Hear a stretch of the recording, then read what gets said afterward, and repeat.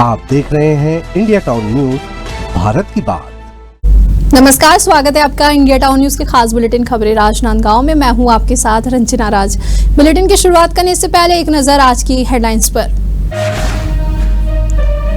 बरसात से पहले सरकार का बड़ा फैसला, राजनांदगांव में राशन वितरण में हुआ बदलाव, हितग्राहियों को मिलेगा 3 माह का राशन एक साथ। छुरिया में कंवर समाज के द्वारा शपथ ग्रहण समारोह का हुआ आयोजन, सामाजिक बंधुओं ने की सहभागिता, कंवर समाज में दिखा एकता का संगम। राजनांदगांव में रॉन्ग साइड से हो रहा अस्पताल आवागमन, मेडिकल प्रतिनिधियों ने मांगा सुरक्षित चौक, दुर्घटनाओं की आशंका बनी चिंता, जिला प्रशासन को सौंपा गया ज्ञापन।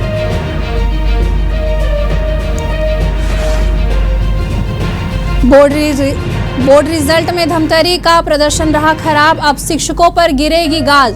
शिक्षा विभाग ने शुरू की सख्ती, स्कूलों के प्राचार्यों की रोकी जाएगी वेतन वृद्धि। अब खबरें विस्तार से। राजनांदगांव कलेक्टर ने जानकारी देते हुए बताया है कि राज्य सरकार ने बरसात के मौसम को ध्यान में रखते हुए एक महत्वपूर्ण निर्णय लिया है, जिसके तहत इस साल जून, जुलाई और अगस्त के 3 महीने के राशन एक साथ ही एक बार हितग्राहियों को वितरित किया जाएगा। इस योजना का लाभ सभी APL, BPL और कार्ड धारकों को मिलेगा, जिससे उन्हें बारिश के मौसम में राशन की समस्या का सामना नहीं करना पड़ेगा। हर साल की तरह इस साल भी यह व्यवस्था बरसात में परिवहन और वितरण में आने वाली चुनौतियों को देखते हुए की गई है।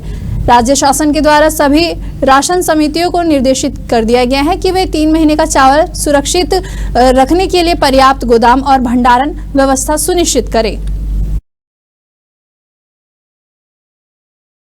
इसमें हमने ये निर्देश दिया है कि जैसे राशन जमा हो जाता है तो तत्काल वहाँ पे उठाव की व्यवस्था करें। इसके अलावा राशन दुकानों के व्यतिरिक्त अन्य जो पंचायतों के सामुदायिक भवन है उसका अगर वहाँ पे पूरी व्यवस्था है तो उन भवनों का भी उपयोग राशन के भंडारण में किया जा सकता है।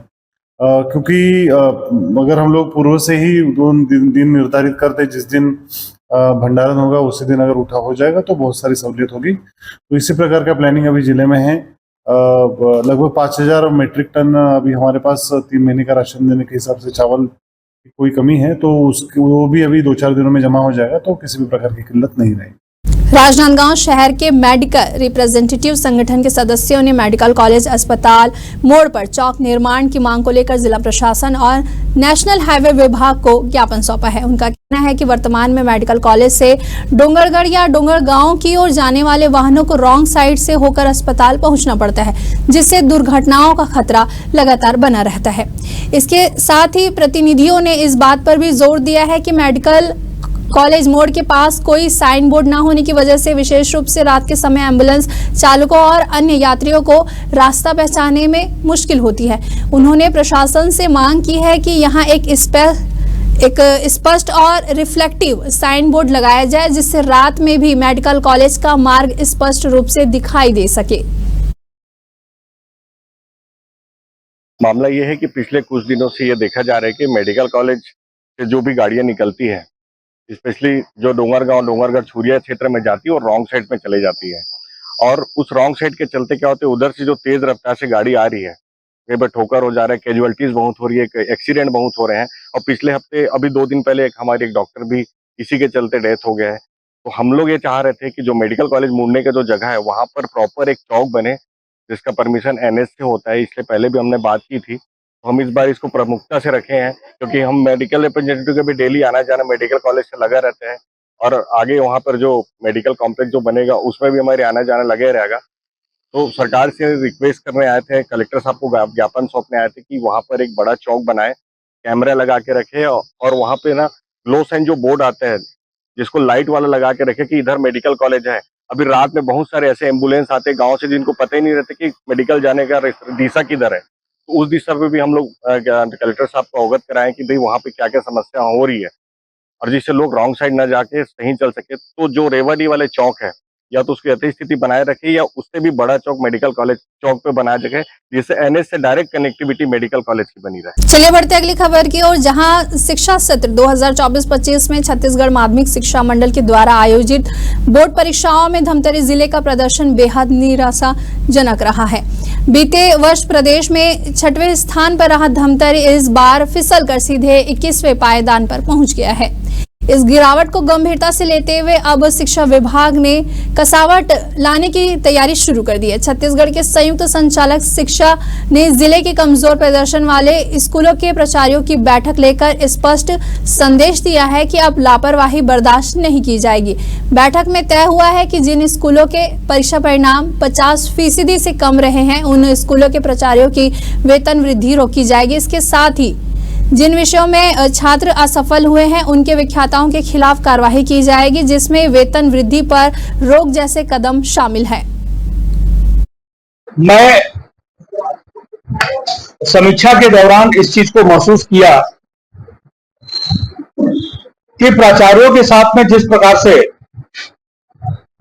एक अकादमिक चर्चा जिले में होनी चाहिए थी, उसमें कहीं न कहीं जिला थोड़ा सा पिछड़ गया। दूसरा, ब्लूप्रिंट जो क्वेश्चन का बनता है उसके आधार पर यहां पर पढ़ाई नहीं हुई। तीसरा, कहीं न कहीं प्राचार्य अपने स्कूलों की समस्याओं को सही रूप से जिला शिक्षा अधिकारी को अवगत नहीं करा पाए। अवगत कराए भी तो जिला शिक्षा अधिकारी की ओर से उस पर विशेष ध्यान नहीं दिया गया और ये सारे कारक मिलकर एक ऐसी स्थिति उत्पन्न कर दिए कि स्कूल का रिजल्ट जो है वो डाउन हुआ है। नो डाउट जगदल्ले साहब जो है जिला शिक्षा अधिकारी हैं, उन्होंने बहुत मेहनत किया, पर खेद का विषय है कि उन्होंने एक बार भी किसी स्कूल के बारे में मुझसे तुमड़ी बहार को छोड़कर किसी स्कूल के बारे में चर्चा नहीं की। संयुक्त संचालक शिक्षा संभाग रायपुर सम्माननीय राकेश पांडे द्वारा समस्त प्राचार्यों की समीक्षा बैठक रखा गया था बोर्ड परीक्षा को लेकर। उसमें जिनका 50 से कम प्रतिशत रिजल्ट आया है ऐसे प्राचार्यों के विरुद्ध अनुशासनात्मक कार्रवाई करने के लिए और उनके वेतन वृद्धि रोकने के लिए भी समीक्षा बैठक में कहा गया है तथा जिनका कोई भी विद्यालय के ऐसे शिक्षक जिनका रिजल्ट 50% से कम आए हैं सब्जेक्ट में, उनका भी एक वेतन वृद्धि रोकने के लिए उनके द्वारा कहा गया है। तो वही हम सूची बना रहे हैं कि कितना आ सकता है। सर, मुख्यालय के लिए भी मुख्यालय के लिए भी कहा गया कि जो 8 किलोमीटर के अंदर है उन्हीं को पात्रता रहता है मकान भत्ता किराया लेने का, और जो 8 किलोमीटर से अधिक है उनको मकान भत्ता दे नहीं होगा। उस पर भी हम समीक्षा करेंगे कि कौन कौन ऐसे हैं। संस्था प्रमुख से हम मंगाएंगे कि दूर दराज से आते जाते हैं तो उनके विरुद्ध भी हम अनुशासनात्मक कार्रवाई करेंगे। एक तरफ जहां तेज इंटरनेट और बेहतर नेटवर्क की मांग हर नागरिक की प्राथमिकता बन चुकी है, तो वहीं दूसरी ओर मोबाइल टावर के दुष्प्रभाव को लेकर लोगों की चिंता भी बनी हुई है। ऐसा ही मामला धमतरी के सदर उत्तर वार्ड से सामने आया है, जहां रिहायशी इलाके में मोबाइल टावर लगाए जाने के विरोध में वार्डवासियों ने मोर्चा खोल दिया है। स्थानीय रहवासी बड़ी संख्या में नगर निगम पहुंचे और मोबाइल टावर के खिलाफ आधिकारिक शिकायत दर्ज कराई है। वार्डवासियों का कहना है कि मोबाइल टावर से निकलने वाला रेडिएशन लंबे समय में कैंसर जैसी गंभीर बीमारियों का कारण बन सकता है। उन्होंने यह भी आरोप लगाया है कि जब उन्होंने इस टावर का विरोध किया तो टावर कंपनी के कर्मचारियों के द्वारा उन्हें धमकाया गया, जिससे अब इलाके में डर और गुस्से का माहौल है। ये सदर उत्तर वार्ड में अपना तरंग चौक है, उसके पास में टावर लग रहा है। आप देख रहे होंगे जगह, और आजू बाजू पूरा मकान है, मकान के बीच में टावर लग रहा है। वार्ड वालियों का विरोध है इसमें कि यहाँ टावर नहीं लगाया जाना चाहिए। इसके पूर्व में यह काम बंद कराया गया था, तो ये टावर के जो आदमी लोग आते हैं वो वार्ड के लोगों को धमकी देते हैं कि तुमको पुलिस में उठवा देंगे, ऐसा कर देंगे, वैसा कर देंगे, और बार बार चमकाते हैं। तो आज सवेरे वार्ड वाले लोग आए थे और ये लोग बताए हैं कि हमारे को धमकी दे रहे हैं मारने पीटने की, और पुलिस बंदा करा दूंगा, ये कर दूंगा। तो मैं बताया भाई लोकतंत्र है, यहाँ पास कोई ऐसा नहीं कर सकता। तो फिर मैं आया हूँ बात करने के लिए और बोला कि भैया टावर का परमिशन आपके पास है? तो दिखाया, तो इन लोगों ने एनओसी दिखाया कलेक्टर ऑफिस का। तो वहाँ पास मैंने नगर निगम जा करके उसकी फाइल चेक की, तो फाइल चेक करने के बाद मालूम चला कि ज़मीन का पेपर ही नहीं है, उसमें लैंड यूज़ का पेपर नहीं है। दूसरा चीज़, इसमें ARI की रिपोर्ट नहीं है, और चौथी चीज़ इसमें जो साइड इंजीनियर की रिपोर्ट होना चाहिए वो भी नहीं है। तो किसी भी प्रकार की कोई रिपोर्ट नहीं है, ना लैंड यूज़ का कागज़ है, और ये आवासीय प्लाट है। इसमें वैसायिक परमिशन कैसे दे दिया गया है कि ये सोचनीय विषय है कि ज़मीन में अगर ये बन रहा है, टावर लग रहा है, बिजनेस हो रहा है इसमें, तो इसमें आप कमर्शियल परमिशन लेना चाहिए, पर कॉमर्शियल परमिशन भी नहीं लिया गया है। अभी रोज ऐसा है कि आसपास में देखो ना, आप ही कैमरा दिखा के घुमा के दिखा सकते हो कि आसपास में एकदम नज़दीक में घर है। गाइडलाइन के हिसाब से, उनके हिसाब से तो ज़मीन भी नहीं है, ज़मीन छोटा है, जिस हिसाब से उनको टावर के लिए बड़ा ज़मीन चाहिए, वो ज़मीन भी नहीं है उस लेवल में। निगम गए थे, क्या बताते हैं? निगम गए थे तो निगम में कुछ कागज ही नहीं दिखा रहे वहाँ, तो ना उनका ज़मीन का कागज़ है, ना एनओसी किए हैं, ना कोई अधिकारी आके चेक किया है, ना वार्ड वासी से पूछा गया है कि इस टाइप का कुछ होने वाला है, हो सकता है कि नहीं, उस टाइप का कुछ बात ही नहीं हुआ है। टावर लगने से क्या समस्या होगी यहाँ पे? टावर लगने से सर आप भी जानते हो रेडिएशन का प्रॉब्लम आता है। अब रेडिएशन से हमको भी, पक्षियों को भी, सबको प्रॉब्लम है। आसपास में घर है, छोटे छोटे बच्चे हैं, बुजुर्ग है, आप देख ही रहे हो स्लम एरिया है, उतने इलाज के लायक तो किसी के पास पैसा भी नहीं कि आगे चल के अगर कुछ बीमारी फैलता है तो इलाज करवा सके। नौकरी दिलाने का झांसा देकर 17 लाख रुपए की ठगी करने वाले आरोपी राजेश साहू को राजनांदगांव पुलिस ने गिरफ्तार कर न्यायालय में पेश किया है, जहां उसे न्यायिक अभिरक्षा में जेल भेज दिया गया है। यह मामला फरवरी माह का बताया जा रहा है, जब बसंतपुर निवासी पीड़ित से आरोपी ने शासकीय नौकरी लगाने का झांसा देकर धीरे धीरे अलग अलग माध्यमों से 17 लाख रुपए की राशि ली। लेकिन जब काफी समय बीत जाने के बाद भी नौकरी नहीं लगी और आरोपी बार बार टाल मटोल करता रहा, तो पीड़ित को संदेह हुआ। आखिरकार पीड़ित ने कोतवाली थाने में मामला दर्ज कराया। पुलिस ने शिकायत के आधार पर जांच शुरू की और साक्ष्यों के आधार पर आरोपी राजेश को गिरफ्तार किया। दिनांक 26/5/25 को शाम के करीब गोरेलाल साहू जी हैं, बसंतपुर निवासी, थाना उपस्थित है, उनके साथ 2-4 और भी थे। उन्होंने एक डोंगरगढ़ का रहने वाला गोरेलाल राजेश साहू नाम का व्यक्ति रेलवे में नौकरी लगाने के नाम से इनसे करीब अलग अलग किस्तों में 17 लाख लगभग रुपए लिया है। न तो नौकरी लगा और न ही पैसा वापस कर रहा है। इस संबंध में एक लिखित शिकायत प्राप्त हुआ था, जिसके आधार पर हमने अपराध पंजीबद्ध कर विवेचना में लिया और आरोपी को आज न्यायिक रिमांड पर भेजा गया। जो रकम की दी गई थी राशि, वो कितने किस्तों में दी गई थी? अलग अलग कई किस्तों में है, कोई एग्जैक्ट उसका पता नहीं है, लेकिन उसके ऊपर फोन पे के माध्यम से, नगद, ऐसे करके अलग अलग समय पे अलग अलग जगहों पे दिया। शनिदेव धाम परिवार के द्वारा राजनांदगांव के ऐतिहासिक रानी सागर तट पर दीप उत्सव का आयोजन किया गया। यह आयोजन हाल ही में भारतीय सैन्य बलों के द्वारा ऑपरेशन सिंदूर के अंतर्गत की गई जवाबी कार्यवाही को समर्पित था।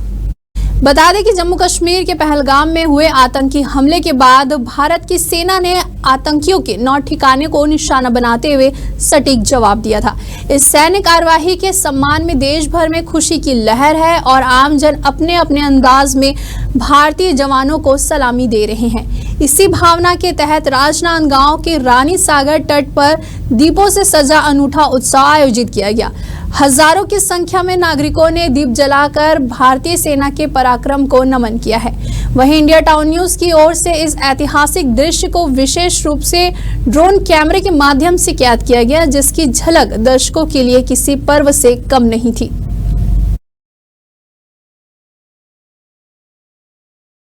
देखिए, ये शनि जन्मोत्सव पर्व है और शनि जन्मोत्सव पर्व 2 दिवसीय कार्यक्रम आयोजित किया गया है। शनि जन्मोत्सव के पूर्व संध्या पे आज हजारों की संख्या में दीप प्रज्वलन किया गया। इस बार दीप प्रज्वलन का उद्देश्य ऑपरेशन सिंदूर था। हिंद देश की जो सेना, उसके अदम्य साहस, शौर्य, पराक्रम को सम्मान दिलाने के लिए, सम्मान देने के लिए ये आयोजन किया गया था। हमें फक्र है कि हमारी सेना के बदौलत आज हम यहाँ सुरक्षित हैं और उनको सम्मान और कहा जाए कि कोई शब्द ही नहीं है उनके लिए। इतने उन्होंने हमारे लिए जो काम किया हमारे देश के लिए, उसको हम कृतज्ञता अपनी व्यक्त करने के लिए एक छोटा सा कार्यक्रम किए हैं। और राजनांदगांव संस्कारधानी वासी जो है देखे होंगे, बढ़ चढ़ के इसमें हिस्सा लिए, सबके सहयोग से हुआ है और प्रभु शनिदेव की कृपा सब पर बनी रहे। मैं इस अवसर पर सारे संस्कारधानी वासियों को बधाई देता हूं। कल भगवान शनिदेव का जन्म उत्सव है और आज उसके पूर्व संध्या पर यहाँ जो रानी सागर के पास शनि मंदिर है, यहाँ पर विशाल दीपोत्सव का कार्यक्रम किया गया, जिसे ऑपरेशन सिंदूर को समर्पित किया गया। मैं भगवान शनिदेव से यही निवेदन करूंगा कि हमारा देश सुरक्षित रहे, हमारे देश के लोग सुरक्षित रहें और उनकी कृपा हम सब पर बनी रहे।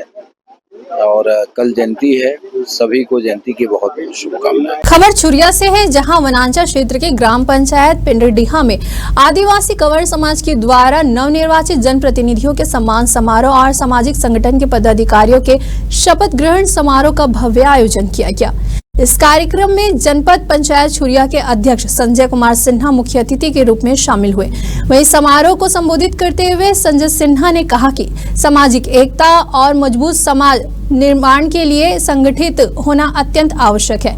उन्होंने आदिवासी समाज को भारत की प्राचीन संस्कृति का मूल बताया है और कहा है कि यह समाज धर्म, संस्कृति और प्रकृति का रक्षक रहा है। इस वक्त की बुलेटिन में फिलहाल इतना ही। मुझे दीजिए इजाजत। नमस्कार। आप देख रहे हैं इंडिया टाउन न्यूज, भारत की बात।